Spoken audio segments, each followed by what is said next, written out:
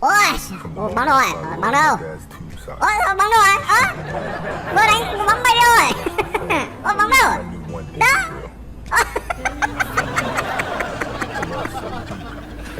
Đánh chính bóng luôn nhỉ.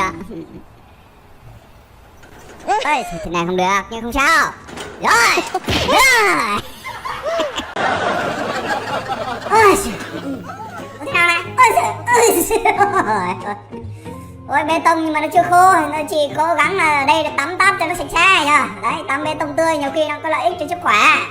Đặc biệt là vấn đề nâng cao được ý thức tí nha. Ôi trời ơi, người ta đang làm này vào để phá này. Đấy, xem lại ý thức của mình nha.